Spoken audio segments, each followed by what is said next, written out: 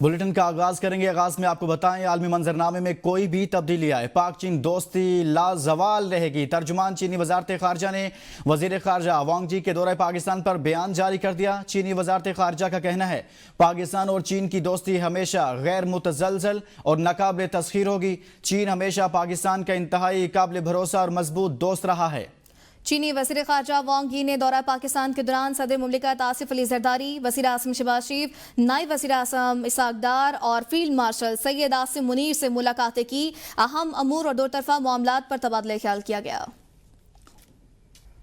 غزر میں گلیشیئر پھٹنے کے باعث آنے والے سیلاب سے 6 دیہات کے 330 گھروں کو شدید نقصان پہنچا۔ انتظامیہ کی رپورٹ کے مطابق مولا آباد میں تمام 60 مکانات مکمل طور پر تباہ ہو گئے۔ تالی داس میں 100 میں سے 50 مکانات، مادوری میں 50 میں سے 40 مکانات کو نقصان پہنچا۔ ہاکس اور تھنگلی میں 229 میں سے 100 مکانات متاثر ہوئے۔ سب سے بڑے گاؤں راوشن میں 417 میں سے 50 مکانات تباہ ہو گئے۔ گاؤٹ میں 30 گھروں کو نقصان پہنچا ہے۔ سیلاب متاثرین کی بحالی اور تعمیر نو کی تکمیل تک چین سے نہیں بیٹھیں گے۔ جنگلات کی کٹائی کی وجہ سے نقصانات ہوئے، اب غلطی کی کوئی گنجائش نہیں۔ وزیر اعظم کے متعلقہ اداروں کو وارننگ، کہا ایسی خوبصورتی کا کیا فائدہ جو انسانی جانیں نگل جائے۔ صوبائی حکومتیں کسی کو ہرگز غیر قانونی تعمیرات کی اجازت نہ دے۔ گلیات میں کوئی ایک درخت نہیں گرا سکتا تھا، آج گلیات جائیں تو دل خون کے آنسو روتا ہے۔ درخت کاٹ کر پانی کے راستوں پر عمارتیں بنائے گی۔ غیر قانونی تعمیرات پر جلد اہم اجلاس طلب کروں گا۔ فلیش فلڈنگ سے بہت جانی و مالی نقصان ہوا۔ افواج پاکستان بھی امدادی کاموں میں بھرپور حصہ لے رہی ہیں۔ سپہ سالار امدادی کاموں کو لیڈ کر رہے ہیں۔ انہوں نے مزید کہا چین اور پاکستان کی دوستی مزید مضبوط ہو رہی ہے۔ جلد چین جا رہا ہوں، سی پیک 2 کا جلد آغاز ہوگا۔ نائب وزیر اعظم اور وزیر خارجہ اسحاق ڈار نے کہا ہے کہ پاکستان و بھارت کے ساتھ مسئلہ کشمیر سمیت جامع مذاکرات کے لیے تیار ہے۔ پاک بھارت جنگ بندی پر عمل جاری ہے اور اس سلسلے میں بھارت نے امریکہ سے درخواست کی تھی کہ ان کا کہنا تھا کہ جنگ بندی کے لیے مجھے امریکہ سے فون آیا تھا، مگر میں نے واضح کیا تھا کہ پاکستان نے کبھی جنگ کی خواہش نہیں کی۔ صحافیوں سے گفتگو میں اسحاق ڈار نے کہا کہ ہم نے کسی سے یہ نہیں کہا تھا کہ ہمیں بھارت کے ساتھ بٹھایا جائے، بلکہ ہمیں کسی نیوٹرل مقام پر بات چیت کی تجویز دی گئی تھی، جس پر میں نے کہا کہ اگر ایسی میٹنگ ہوگی تو پاکستان شرکت پر تیار ہے۔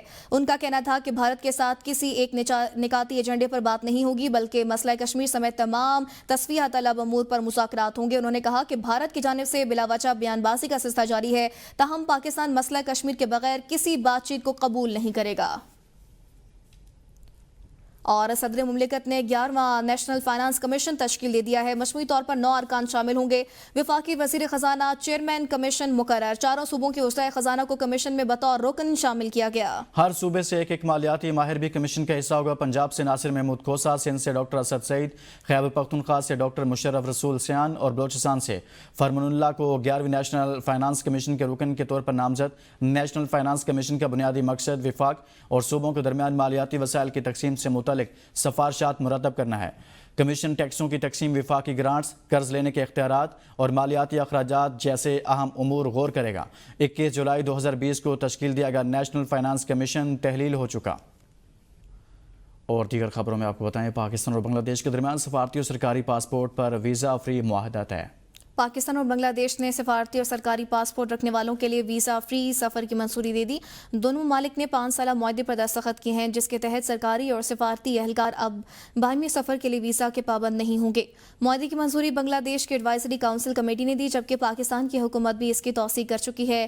بنگلہ دیش کا یہ 31واں ایسا معاہدہ ہے۔ ہم پر اعتراض کیا جا رہا ہے کہ نالے صاف نہیں کرائے، لیکن حقیقت یہ ہے کہ پانی نالوں کے ذریعے ہی نکلا۔ کوئی ٹرکوں میں بھر کر سمندر میں تو پانی نہیں ڈال کر آیا۔ میئر کراچی مرتضیٰ وہاب کہتے ہیں توقع سے زیادہ بارش ہو تو اسے سنبھالنے میں وقت لگتا ہے۔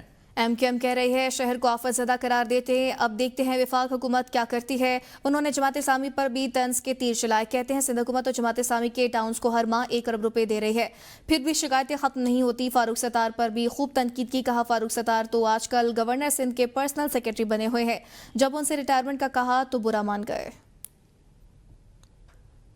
کراچی میں ایم اے جناح روڈ پر آتش بازی کے گودام میں دھماکہ اور آتش زدگی کا واقعہ۔ ریسکیو 1122 کے مطابق گودام سے ایک اور لاش نکالی گئی، جس کے بعد ہلاکتوں کی تعداد 6 ہو گئی۔ ایم اے جناح روڈ تاج کمپلیکس کے قریب گودام میں آگ لگنے کا واقعہ۔ ریسکیو 1122 کی جانب سے ایک اور لاش نکالی گئی ہے۔ ترجمان کی جانب سے بتایا گیا ہے گودام آتش زدگی حادثے میں ہلاکتوں کی تعداد 6 ہو گئی ہے۔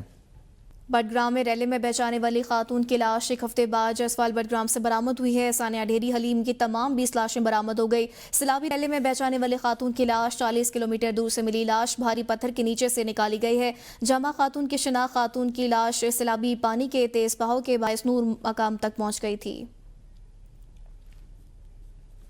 محکمہ آبپاشی خیبر پختونخوا نے صوبے میں سیلاب سے آبپاشی نظام کو پہنچنے والے نقصانات کی رپورٹ جاری کر دی ہے۔ خیبر پختونخوا میں حالیہ سیلاب کے باعث ایریگیشن انفراسٹرکچر کو 10 ارب 26 کروڑ روپے سے زائد کا نقصان پہنچا۔ چارسدہ کو سب سے زیادہ 1 ارب 71 کروڑ روپے، بٹگرام کو 1 ارب 68 کروڑ، مانسیرا کو 1 ارب 42 کروڑ اور شانگلہ کو 1 ارب 12 کروڑ روپے کا نقصان ہوا۔ سیلاب کے باعث متعدد نہریں، واٹر کورسز، حفاظتی بند اور والز تباہ ہو گئی ہیں، جبکہ دریائے سوات اور دریائے کابل کے کنارے بند بھی ڈوب گئے۔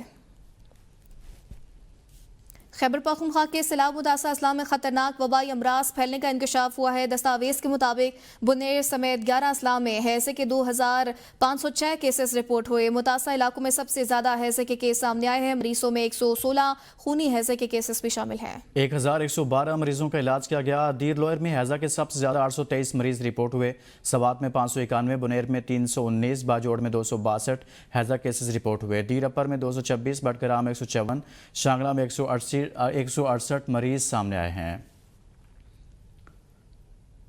ایف بی آئی کا جان بولٹن کے گھر پر چھاپا، مبینہ خفیہ معلومات کے انکشاف کی تفتیش دوبارہ شروع کر دی۔ امریکی نشریاتی ادارے CNN کے مطابق ایف بی آئی نے سابق قومی سلامتی مشیر جان بولٹن کے گھر پر چھاپا مارا ہے۔ یہ کارروائی ان کی 2020 کی کتاب دی روم ویئر آرٹ مبینہ طور پر شامل خفیہ معلومات کے انکشافات کے تحقیقات کے سلسلے میں کی گئی۔ معاملہ اس وقت شروع ہوا تھا جب کتاب کی اشاعت سے پہلے ہی جائزہ کمیٹی نے اس پر اعتراضات اٹھائے تھے اور نیو یارک ٹائمز نے 2020 میں اس پر مجرمانہ تحقیقات کی خبر دی تھی۔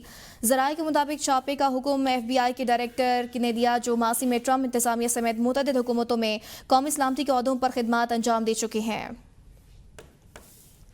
اب تک کے لیے اتنا ہی۔ دیکھتے رہیے ABN نیوز، قوم کی سوچ۔